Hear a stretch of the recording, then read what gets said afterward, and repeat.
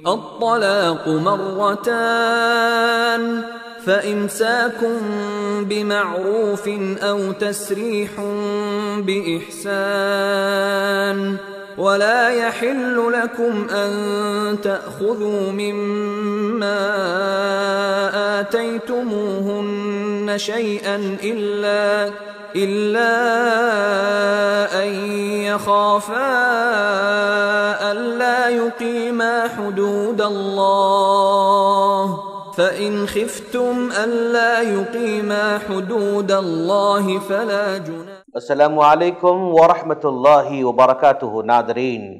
نکاح اور طلاق کے مسائل کے محفل میں ہم آپ کا استقبال کرنے جا رہے ہیں۔ آج کی اس مجلس میں ہم آپ کو بتانے جا رہے ہیں ایک آدمی غصے کی حالت میں طلاق دے تو کیا طلاق واقع ہوگی یا نہیں۔ اس سلسلے میں محدثین کرام کی تفسیر یہ ہے، وہ کہتے ہیں کہ آدمی جب غصہ ہوتا ہے تو اس کی دو کیفیتیں ہوا کرتی ہیں۔ ایک کیفیت ایسی ہے، آدمی غصے میں تو رہتا ہے لیکن پھر بھی وہ ہوش و حواس میں رہتا ہے، وہ کیا کہہ رہا ہے، کس سے کہہ رہا ہے، کس حالت میں کہہ رہا ہے اور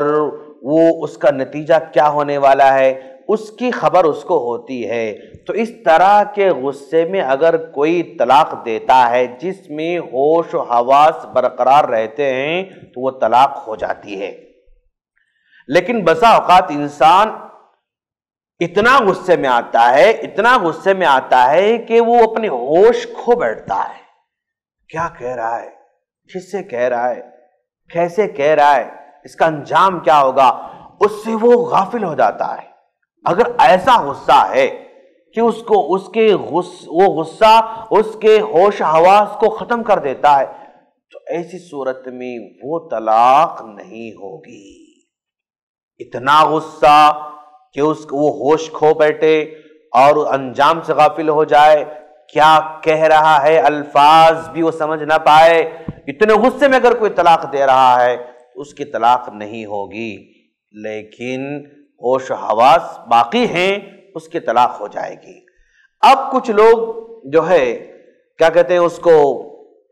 غصے میں رہتے ہیں اور ہوش حواس باقی رہتے ہیں لیکن اس کے بعد طلاق دے دیتے ہیں، بعد میں افسوس ہوتا ہے، بعد میں پچھتاوا ہوتا ہے، ہائے افسوس میں نے غلطی کی اور پھر آ کر کہتے ہیں کہ بھائی میں اتنے غصے میں تھا کہ مجھے سمجھ میں نہیں آ رہا تھا کہ میں کیا کہہ رہا ہوں، کس سے کہہ رہا ہوں، میں ہوش حواس میں نہیں تھا۔ اگر جھوٹ بول رہے ہیں تو یہ ان کا جھوٹ ان کے لیے تباہ کن ہوگا، ان کے لیے نقصان دہ ثابت ہوگا۔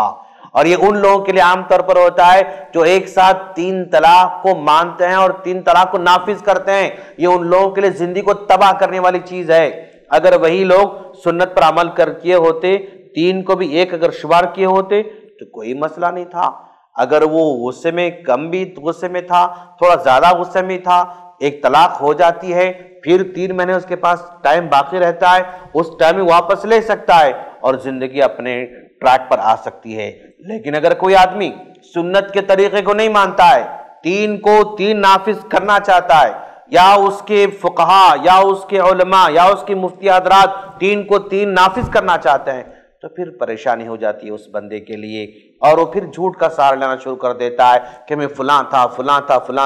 فلاں حالت میں تھا، جھوٹ کا سہارا لینا شروع کر دیتا ہے۔ تو خلاصہ کلام یہ ہے کہ غصے کی 2 حالتیں ہیں، ایک وہ غصہ جس میں ہوش باقی ہو، اس غصے کی حالت طلاق دی جائے، طلاق ہو جاتی ہے، اور ایک غصہ وہ ہے جس میں بندہ اپنے ہوش کو کھو بیٹھتا ہے، اتنا زیادہ غصے میں آ رہا ہے تو پھر اس غصے کی حالت طلاق دی جاتی ہے، وہ طلاق قابل قبول نہیں ہوگی، یعنی وہ طلاق واقع نہیں ہوگی۔ ہم اللہ سے دعا کرتے ہیں کہ باری تعالیٰ تو ہم تمام کو اس طرح کے غصے سے محفوظ فرما